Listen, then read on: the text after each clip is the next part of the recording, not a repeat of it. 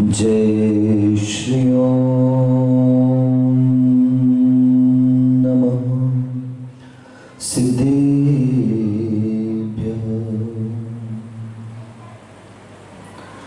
नमः श्री वर्धमानाय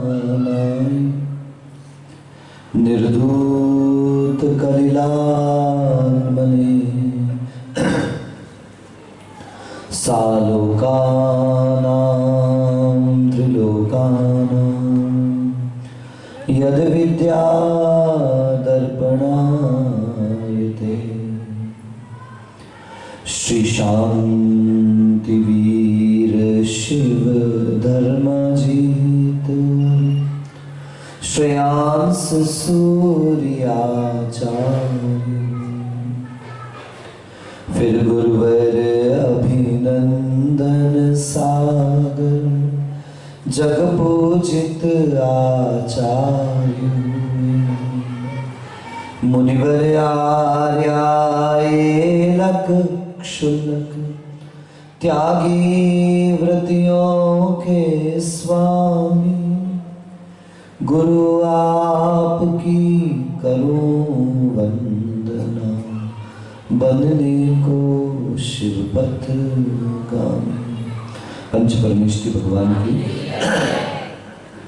मूल नायक श्री 1008 वृषभनाथ भगवान की श्रवणोदय एवं देवपुरी में विराजमान चैतन्य चमत्कारी चिंतामणि पार्श्वनाथ भगवान की आचार्य भगवान श्री समंत भद्र महाराज की चारित्र चक्रवर्ती प्रथम आचार्य गुरुवर्षी शांति सागर जी मुनि महाराज की परम पूज्य समाधि सम्राट अभीक्ष्ण ज्ञानोपयोगी वात्सल मूर्तिमम दीक्षा गुरुवर्य षष्ठम पट्टाचार्य समाधिस्थ आचार्य भगवंत श्री अभिनंदन सागर जी महाराज की परम पूज्य धर्मालंकार राष्ट्र गौरव आचार्य श्री रयण सागर जी महाराज की वर्तमान सप्तम पट्टाचार्य श्री अनेकांत सागर जी महाराज की समाधिस्थ आचार्य श्री निजानंद सागर जी महाराज की अहिंसा परमो धर्म की द्वादशांग जनवाणी माता की विद्यामानिधि प्रकटवक्ता युवादय सम्राट आचार्य भगवंत श्री अष्टोम सागर जी की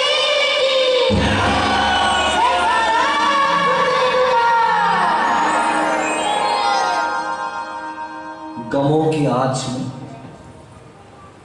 आंसू उबाल कर देखो, बनेंगे रंग किसी पर भी डालकर देखो। हमारे दिल की चुभन भी जरूर कम होगी, किसी के पांव का कांटा निकाल कर देखो। बंधुओं, निरअहंकारी अभिमान से रहित निरअभिमानी ऐसा जो संसार में प्रत्येक प्राणी में स्वयं जैसे गुणों को अपनी चेतना के माध्यम से देख लेता है, जो जानता है, मानता है, स्वीकार करता है, श्रद्धान करता है कि जैसे प्रभु का अस्तित्व है, प्रभु का स्वरूप है, वह मेरा भी स्वरूप है, और जैसा मेरा स्वरूप है, मेरा सुख दुख है, ऐसा ही मुझसे नीचे के प्राणियों का भी सुख दुख है। ऐसा व्यक्ति जीवन में कभी भी अहंकार नहीं करता है। आचार्य समंत भद्र देव हमारे लगातार चलते हुए रत्नकर्णक शावकाचार्य ग्रंथ में 25वें नंबर के श्लोक में कह रहे हैं, ज्ञानम पूजा कुलम जातिम बल रिद्धिम तपो वपुः अष्टाश्रित्य मानित्वम स्मय माहुर गतस्मया। ज्ञान का, पूजा का, कुल का, जाति का, बल का, रिद्धि का, तप का और शरीर का, इस प्रकार से 8 प्रकार के ये हमारे जिससे अहंकार उत्पन्न हो सकता है। अरे महाराज जी क्या प्रवचन अभी कह रहा था, भरत नरेंद्र भी कह रहे थे, देखो ध्वनि गिर रही थी, पिन ड्रॉप साइलेंस था, ठीक है। ये एक प्रकार से अगर इस प्रशंसा को मैं अपने विकास के लिए ले जाऊं, अपनी वाणी के विकास के लिए जाऊं, जनवाणी के विकास के लिए जाऊं, तो बहुत अच्छी बात है। लेकिन अगर यही प्रशंसा मेरे मन में अहंकार वाले, देखो सेमारी वाले आए थे, क्या कह रहे थे, सुना सागवाड़ा वालों, मैं बोलता था तो पिन भी गिर जाए तो पता चल जाए प्रवचन खत्म, अहंकार चालू। अगर वही बात, ये तो आएंगे गुरु महाराज का संभवतः 47वां दीक्षा दिवस हम लोगों ने शेषपुर मोड़ पर बनाया था। बहुत विशाल स्तर पर वह कार्यक्रम संपन्न हुआ था। 2014 के 8 मार्च, संभवतः मुझे तारीख याद है, 7, 8, 9 मार्च 3 दिवसीय वह कार्यक्रम था। लगभग आचार्य महाराज के दीक्षित संपूर्ण शिष्य वहां पर उपस्थित थे। आचार्य वर्तमान आचार्य अनिकांत सागर जी, आचार्य श्री उदार सागर जी, निर्भय सागर जी, मुनिषी आदित्य सागर जी, मैं मुनिषी आज्ञा सागर जी, आरिका प्रज्ञामती जी, सुप्रकाशमती जी उस समय उपलब्ध नहीं थे, वे उस समय महाराष्ट्र की ओर उधर यात्रा पर थे, दिल्ली की तरफ शायद चातुर्मास चल रहा था। लगभग लेकिन उस समय के तत्काल के सभी शिष्य वहां पर उपस्थित थे। आरिका सुभूषणमती माता जी, गढ़नी आरिका प्रज्ञामती माता जी, सुदर्शनमती जी, ये सारे शिष्य थे। दिल्ली से, हस्तिनापुर से ब्रह्मचारी रविंद्र कीर्ति जी भी उसमें पधारे और उनके निर्देशन में सारा विशाल कार्यक्रम संपन्न हुआ। सबने अपनी अपनी अनुभूतियां रखी और स्वाभाविक रूप से जब किसी के दीक्षा दिवस, जन्म दिवस या ऐसे कोई कार्यक्रम संपन्न होते तो उस व्यक्ति की प्रशंसा के शब्द कहे जाते हैं, उनकी स्तुति की जाती है। कई बार अतिशय स्तुति के चक्कर में हम वो शब्द भी कह जाते जो वास्तविकता में थे ही। आचार्य महाराज का जब सारे कार्यक्रम संपन्न होने के बाद प्रवचन हुआ तो आचार्य महाराज ने सिर्फ 3 मिनट का प्रवचन किया और 3 मिनट के प्रवचन में सबसे प्रमुख बात आचार्य महाराज ने की, वो ये कही कि हे भगवान, ये सब लोग जब बोल रहे थे तब मैं हाथ जोड़कर प्रभु से एक ही प्रार्थना कर रहा था कि ये लोग जो मुझे मान रहे हैं, हे भगवान, क्या मैं वो हूं? और हूं तो अच्छी बात है, हे प्रभु मुझे कभी अहंकार ना आए, और हे प्रभु अगर मैं ऐसा नहीं हूं तो मैं वो बनने का पुरुषार्थ करूं। ऐसी महानता अभिनंदन सागर जी महाराज के अंदर थी। सारी दुनिया में कहीं चले जाओ, सारी दुनिया में कहीं खड़े हो जाओ, आप किसी भी साधु से मिल लो, एक शब्द उनके मुंह से निकलेगा, सरल, सरलतम, सरलतर। अगर दुनिया में कोई साधु था और अगर सरलता की पर्याय, सरलता की परिभाषा आपको बोलनी है तो किन्हीं शब्दों की आवश्यकता नहीं है। आप कह दो अभिनंदन सागर, समझने वाला समझ जाएगा। अगर अभिनंदन सागर है तो सरलता थी, और सरलता की कोई परिभाषा तो वो अभिनंदन सागर जी महाराज। चारित्र चक्रवर्ती प्रथम आचार्य शांति सागर जी महाराज की परंपरा के पट्टाचार्य होते हुए भी एक छोटे से पट्टे पे मेरा सिंहासन देखो, आहा, इतना सुंदर लग रहा है ना, आनंद, इतना शानदार, लाखों का सिंहासन, दिखने में सुंदर, इतनी सुंदर कार्विंग, लेकिन मेरे, ये तो ठीक है आगे अच्छी बात है, लेकिन मेरे गुरु महाराज का सिंहासन आप देखोगे, देखना हो तभी भी शेषपुर मोड़ जाना, उनके समाधि स्थल पर जाना, उनके समाधि मंदिर में जाना, प्रवेश करते ही साथ दाहिने स्थान पर आपको एक कांच के बक्से में वो सिंहासन रखा हुआ दिखाई देगा। कोई यकीन नहीं कर पाएगा, कोई विश्वास नहीं कर पाएगा कि चारित्र चक्रवर्ती शांति सागर जी की परंपरा के आचार्य ऐसे आसन पर भी बैठ सकते हैं। इतना सीधा साधा सिंपल सा आसन, लेकिन सच में जहां रहेगा वही रोशनी लुटाएगा। दीपक का अपना कोई मकान नहीं होता, दिया तो जहां रख दिया जाए, जिधर चला जाए वहीं पर अपनी रोशनी लुटाना चालू कर देता है। वो पक्षपात नहीं करता, ये जैन है या अजैन है, ये गरीब है या अमीर है, ये बाल है या वृद्ध है, ये सेमारी के हैं कि सागौड़ा वाले हैं, वो कभी भी किसी के बीच में कोई अंतर नहीं करता। और यही सरलता इन दिगंबर श्रमणों को संसार में सर्वश्रेष्ठ स्थान दिया करती है। ऐसे दिगंबर श्रमण के चरणों में वह व्यक्ति पहुंचा। राजा था, सेठ था, बहुत पैसे वाला था, बहुत धनवान था, बहुत अमीर था। मैं जाऊंगा तो जाते ही देखेंगे, मैं जाऊंगा तो जाते ही हाथ उठाएंगे, मैं जाऊंगा तो जाते ही मुस्कुराएंगे, लेकिन जितने फुग्गे फुलाए थे वो सारे फट। महाराज ने तो देखा ही नहीं, महाराज ने तो बोला ही नहीं, महाराज ने तो कुछ कहा ही नहीं। अरे पूछना तो था, कितने बजे निकले थे सेमारी से? क्यों मांगीलाल, कितने बजे पहुंचे? कुछ खाया? पूछो ना महाराज जी, पूछना चाहिए कि नहीं पूछना चाहिए? कुछ खाया कि नहीं खाया? नाश्ता वास्ता हुआ कि नहीं हुआ? महाराज ने तो कभी पूछो ही नहीं भैया, कब आए, कितने बजे आए, खाया कि नहीं खाया, गाड़ी वाड़ी ठीक से चली कि नहीं चली, सही टाइम पे निकले कि नहीं निकले, बीच रास्ते में गड्ढे वड्ढे तो नहीं मिले। महाराज जी कुछ पूछा ही नहीं, महाराज जी तो बैठे रहे बैठे रहे बैठे रहे। अब वो शिष्य जो था, भक्त जो था, वो पूछता है महाराज से, भगवान मुझे एक प्रश्न करना है। महाराज की नजर थोड़ी सी गई, कहा हाँ बोलो। आई बोलो वॉन्ट पीस। महाराज मेरा इतना सा प्रश्न है, आई वॉन्ट पीस, बोलो क्या पूछा। महाराज ने कहा stand up and get out, खड़े और बाहर निकल। महाराज मैं तो बड़े प्रेम से पूछ रहा हूँ, बड़े आदर से पूछ रहा हूँ, बड़े सम्मान से पूछ रहा हूँ महाराज, आई वॉन्ट पीस। महाराज ने कहा तू मजाक करता है मुझसे। महाराज कहते मैंने क्या मजाक किया, आपने प्रश्न किया, आप मुझसे मजाक कर रहे हो। महाराज ने तो प्रश्न किया, भाई प्रश्न का जवाब तो आपके पास है, आप खुद प्रश्न में जवाब छुपा है, आप देखते नहीं हो, आप अपनी दृष्टि को खोलते नहीं हो, आप अपने ज्ञान का उत्कर्ष चाहते ही नहीं हो, ज्ञान भरा पड़ा है, जरा उद्घाटित करने की कोशिश तो करो। महाराज क्या गलती हो गई, प्रश्न क्या है तुम्हारा, बोलो।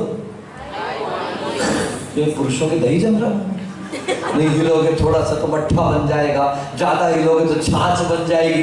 अरे बोलो भैया क्या प्रश्न किया। आई तोड़ दो, आई वॉन्ट पीस। महाराज ने कहा प्रश्न का जवाब तेरे पास है, ये 3 शब्द हैं। पहला शब्द है आई, दूसरा शब्द है वॉन्ट और तीसरा शब्द है पीस। याद रख, वेयर देयर इज आई अहंकार, वेयर देयर इज आई घमंड, वेयर देयर इज आई गर्व, where there is I pride, where there is want चाहत इच्छा। याद रख, where there is I, where there is want, there will never be peace achieved. जहां पर अहंकार है और जहां पर इच्छाएं हैं वहां पर शांति कभी भी होने वाली। प्रश्न का जवाब तो आपके पास ही है। मैं चाहता हूं शांति, बंधु जहां मैं है और जहां पर चाहत है वहां कभी भी शांति मिलने वाली नहीं। सारी जिंदगी आदमी भागता, धन कमाना धन कमाना धन कमाना। ये गए सेवारी वाले सब बंबई, हमसे कहते थे चातुर्मास कर लो महाराज। मैंने कहा कर तो लूं तुम्हारे यहाँ चातुर्मास, 20% 30% यहां और बाकी सारे क्या कमाने में लगे। लेकिन जब देखता हूं सेवारी वालों को, वो प्रतिष्ठा का माहौल ही कुछ और था। अहंकार में नहीं कह रहा, आपने भी विनय से कहा, मैं भी बड़े प्रेम से कह रहा हूं। वास्तविकता में ऐतिहासिक पंच कल्याण प्रतिष्ठा महोत्सव सेमारी में संपन्न हुआ और इनका विश्वास देखो, इनकी श्रद्धा देखो। मैंने मुंबई में साफ कह दिया था कि 5 से 10 मई दातीसर का पंच कल्याणक है और दातीसर से 60 किलोमीटर पड़ता है सेमारी। अब आपका पंच कल्याणक 10 मई से, बोलो क्या करना। हम तो कुछ नहीं जानते महाराज, भागते भूत की लंगोटी अच्छी। आप तो 1 दिन बाद आओ, आप तो 2 दिन बाद आओ, मगर आप आओगे पंच कल्याणक आपको रहना ही रहना है। उस हमारे महेंद्र भाई भी हुआ करते थे, अभी वे अब हमारे बीच में नहीं रहे, लेकिन वो अड़ गए। महाराज हम कुछ नहीं जानते, हमारे समाज का निर्णय पक्का है, करना है, आपके सानिध्य में करना है और माता जी का दृढ़ संकल्प है कि आपके सानिध्य में करें। मैंने कहा देखते हैं भैया, क्योंकि उस साल तो पंच कल्याणकों की झड़ी लगी थी। शुरू किया मुंबई से, अहमदाबाद में पंच कल्याणक को 2 हो गए, उदयपुर पहुंचे, तीसरा प्रतिष्ठा हो गई। उसके बाद जो चालू हुआ बड़गांव प्रतिष्ठा से, पहले बड़गांव बिल्कुल हेड टू टेल चलती जा रही है, चलती जा रही है। उसके बाद बड़गांव की प्रतिष्ठा हुई, बड़गांव के बाद दातीसर की प्रतिष्ठा हुई, दातीसर के बाद आपके सेमारी की प्रतिष्ठा हुई, उसके तुरंत बाद झाड़ोल की प्रतिष्ठा हुई, उसके तुरंत बाद डाल जाना पड़ा और वहां से सीधे भागे तो प्रतापगढ़ पहुंच गए। वहां से लौटे तो आए सागवाड़ा, सुनील सागर जी के दर्शन किए और यहां से निकले डूंगरपुर चातुर्मास। लोगों ने कहा महाराज जी कितना प्रभाव है आपका, महाराज इतने पंच कल्याणक, महाराज इतने पंच कल्याणक, महाराज 8-8 पंच कल्याणक एक सीजन में कर दिया आपने, आपकी तो शताब्दी भाग रही है। देखो महाराज, मेरे सन में महाराज से अनुसरण अभी हिराता में चातुर्मास कर रहे हैं, वो मेरे से कहते हैं महाराज हमें तो बड़ी खुशी हो रही है, हम आपके शिष्य हैं, आपके इतने पंचकल्याणक। मैंने कहा नहीं होते तो तू मेरा शिष्य अच्छा नहीं था क्या? पंचकल्याणक कम होते तो मैं अच्छा गुरु नहीं था क्या?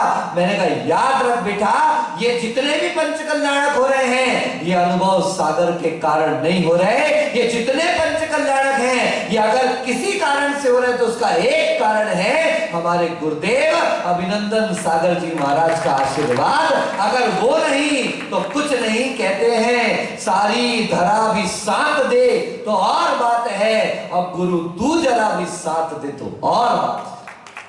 सारी दुनिया एक तरफ खड़ी हो जाए एक पलड़े पर, और एक पलड़े पर सिर्फ गुरु नहीं, सिर्फ गुरु का एक आशीर्वाद साथ में खड़ा हो जाए तो दिन दुगनी और रात चौगनी वृद्धि होती चली जाती है। ये गुरु महाराज का आशीर्वाद है जो आज इतनी बीमारी, तबीयत खराब, अस्वस्थता, ना जाने क्या क्या परेशानियां रहती हैं, लेकिन उसके बाद भी हमारा काम एक भी दिन रुका। पूछ लेना सागवाड़ा वालों से, आपके यहाँ कब आए थे?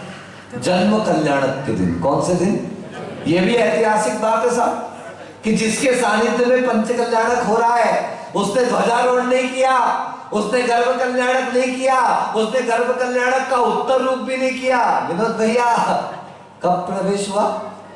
जन्म कल्याणक। ऐसा शानदार, इतने आनंद के साथ इन लोगों ने वागवानी करी। 60 किलोमीटर लगातार सिर्फ एक दिन के अंदर, आप समझ सकते हो। वहां भगवान विराजमान किए और शाम को तपती दोपहरी में 4 बजे हम लोगों ने वहां से विहार किया था, और तीसरे दिन सुबह यानी 10 तारीख को शाम को विहार किया तो 12 तारीख की सुबह सेवारी प्रतिष्ठा में हमारा प्रवेश हो चुका। कई बार सोचा मैं पैरों से तो चल के नहीं आया। लोगों ने सोचा होगा ये आ कैसे गए इतनी गर्मी, मई का महीना, आग बरस रही थी ऊपर नीचे सब जगह से। आहार करने गए तो आहार भी ठीक से नहीं हो पाया, वमन हो गया, इतनी मुश्किल गई, इतना सब कुछ हुआ, लेकिन पहुंच गए। और मुझे पूर्ण विश्वास है कि उस दिन मैं अपने पैरों से चल करके नहीं पहुंचा। लोग सोचते हैं कि गुरु महाराज नहीं थे, लेकिन मुझे पूरा विश्वास है कि पैर मेरे थे, लेकिन सारी ताकत जो मुझे दी वो आचार्य महाराज ने दी, क्योंकि उनके मन में था, उनके विचार में था। जैसा नरेंद्र ने कहा कि आचार्य ने कहा कि पंचकरण जल्दी कर लो बंधु, मैंने नहीं कहा था। ये तो आचार्य श्री के शब्द थे। 2014 में जब हम आए थे आचार्य श्री के साथ, 2013 में पहली बार, तब उस समय रठौड़ा पंचकल्याणक के बाद हम लोग सेमारी आए थे और लगभग 1 माह का प्रवास, 20-25 दिन का प्रवास वहां पर हुआ था।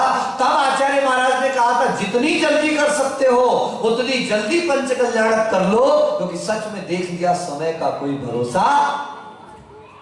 Time and tide wait for nothing. समय और लहरें ये कभी किसी का इंतजार नहीं किया करती। जिसने समय पर कर लिया तो उसका समय पर हो गया, और जिसने समय की कीमत नहीं करी तो समय कभी उसकी कीमत करने वाला। लेकिन फिर भी हम धन कमाने के चक्कर में बंधुओं सबसे ज्यादा नुकसान अपने समय का करते हैं। और वो धन कब तक रहना, क्या कर सकते हो धन से, ध्यान रख करके चलना बंधुओं। आप सागवाड़ा में बैठे, बड़े पूंजीपति लोग हैं, धनपति लोग हैं, धनपति कुबेर ही कुबेर भरे पड़े हैं यहाँ पर, लेकिन उसके बाद भी यहाँ का भी एक सुखद जो मैंने एहसास किया कि धन कितना भी हो लेकिन भक्ति में कोई कमी नहीं करते। यही सागवाड़ा का सबसे बड़ा पॉजिटिव पॉइंट है। और ध्यान रखना हमेशा, किसी चिंतक ने कहा है money can buy the ornaments but not the beauty. पैसे से आभूषण तो खरीद सकते हो लेकिन सुंदरता नहीं खरीद सकते। Money can buy the books but not the knowledge. पैसा किताब खरीद के दे सकता है लेकिन कभी ज्ञान खरीद करके नहीं ला सकता। Money can buy the materials but not the bliss. पैसे से पदार्थ खरीद सकते हो लेकिन सुख नहीं खरीद सकते। Money can buy the medicines but not the health. पैसा आपको दवाइयां खरीद के दे सकता है लेकिन आपका स्वास्थ्य खरीद के नहीं दे सकता। Money can buy the loneliness but not the peace. आप पैसे से एकांत खरीद सकते हैं लेकिन शांति नहीं खरीद सकते। Money can buy the bed but not the sleep. पैसा आपको अच्छे से अच्छा बिस्तर ला के दे सकता है लेकिन पैसा आपको नींद नहीं दे सकता। फिर हम किस बात के अहंकार में लगे हैं बंधुओं? वो धन सबसे पहले हमारा साथ छोड़ करके चला जाता है। लेकिन संसारी प्राणी ज्यादातर ज्ञान, पूजा, कुल, जाति, अगर इनमें सबसे ज्यादा अहंकार करता है तो अपने अहंकार धन का करता है। गुरु महाराज हमेशा कहते थे ये दौलत आती है तो 2 लाख लेकर के आती। क्या लेके आती बोलो?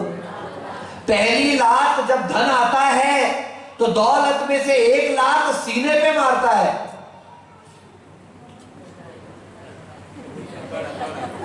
देखो सीना पड़ता है सबसे पहले तो उसका, और जब जाता है ना तो पीठ पर ऐसी लात मार के जाता है कि कमर झुक जाती है। आदमी कहीं सर दिखाने के लायक भी नहीं बचता बंधुओं। इसलिए आपसे एक ही निवेदन, एक ही आदेश, एक ही उपदेश, खूब धन कमाओ, खूब धन कमाओ, खूब धन कमाओ वैभव।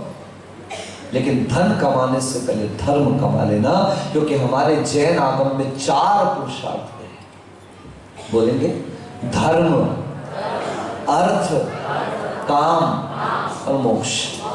धर्म, अर्थ, काम और मोक्ष। शेखर भाई काम करते हैं ना, पहले ऐसा करते अर्थ, काम, धर्म और मोक्ष कर देते हैं। बोलो गलत होगा क्या? पहले पैसा कमा लो, बच्चे पैदा कर लो, परिवार बढ़ा लो, पैसा कमा लेंगे, परिवार बढ़ा लेंगे, फिर धर्म करते रहना, फिर मोक्ष तो मिल ही जाएगा। तो आचार्य भगवान कहते सुनो, ये गलत फहमी में कभी बैठे मत रह जाना। आचार्यों ने हर जगह सूत्र दिया, धर्मार्थ कामान्विता। पहले धर्म, उसके बाद अर्थ, उसके बाद काम और उसके बाद मोक्ष।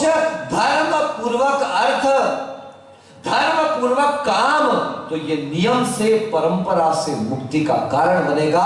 और जो अर्थ धर्म से रहित होकर के कमाया गया है, जिस काम यानी इच्छाओं की पूर्ति धर्म से रहित होकर के करी गई है, वो मोक्ष नहीं, वो मोह मार्ग की ओर लेकर के जाएगा। इसलिए धर्म सहित अर्थ और धर्म पूर्वक काम। देखो ना, शादी करी, क्या जरूरत है शादी करने की? आज का विश्व चल रहा है लिव इन रिलेशनशिप की तरफ। शादी नहीं करेंगे, साथ में रहना चालू कर देंगे। लेकिन सुनिए, आचार्यों ने कहा है वो विवाह धर्म की परंपरा का निर्वाह करने वाला होता है। दुनिया जानती है वो आदमी काम सेवन करेगा, अब्रह्म का सेवन करेगा, लेकिन कोई उस व्यक्ति से घृणा नहीं करता, क्योंकि उसने सारी दुनिया के सामने धर्म पूर्वक उस स्त्री को स्वीकार किया है, धर्म पूर्वक विवाह किया है। धर्म पूर्वक किया गया ये काम भी, ये कृत्य भी, अब्रह्म का सेवन भी आपके लिए निंदा और घृणा का पात्र नहीं बनाता, किंतु आपको इज्जत का ही पात्र बनाता है। ये धर्म का प्रभाव हुआ करता बंधुओं। गुरुदेव कहते थे धर्मो रक्षति रक्षिता। धर्म की रक्षा करो, धन की रक्षा मत करो, क्योंकि धर्म की रक्षा करने से ज्यादा धर्म की रक्षा करना आवश्यक है। धन की रक्षा से तो धन चला भी जाएगा।